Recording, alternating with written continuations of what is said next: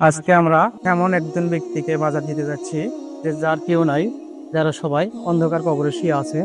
তো আসলে তাদের পাশে আমরা যাচ্ছি, দেখি তাদের জন্য আমরা কিছু করতে পারি কিনা।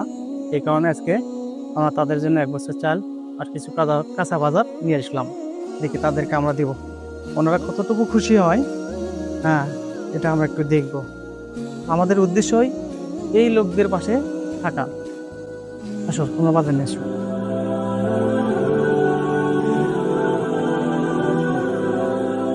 আসসালামু আলাইকুম। দাম কেমন আছেন? খুব ভালো।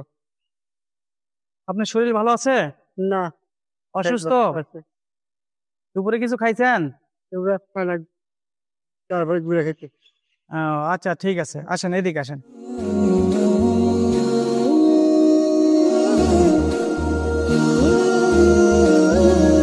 আসসালামু আলাইকুম। ভালো আছেন? একটু আনা বাইরে আসেন। আসেন, একটু সামনে আসেন। দুপুরে কিছু খাইছেন? দুপুরে কিছু খাইছেন? হ্যাঁ, ছাতু খাইছেন, ভাত রান্না করেন নি?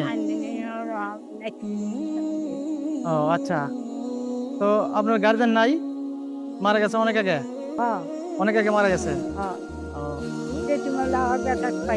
আপনার ছেলেও তো মারা গেছে না? এখন তো আপনি অসহায়। আর আপনার তো ছেলে নাই না? না, ছেলে নাই, মেয়ে দুটো বিয়ে হয়ে গেছে না? ও আচ্ছা।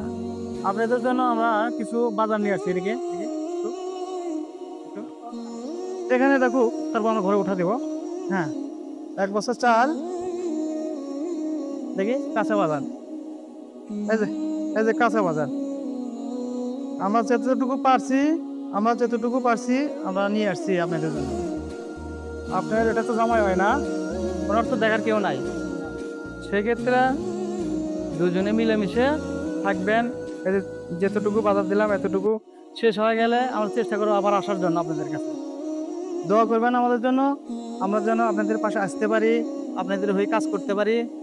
আমাদের জন্য সবসময় দোয়া রাখবেন।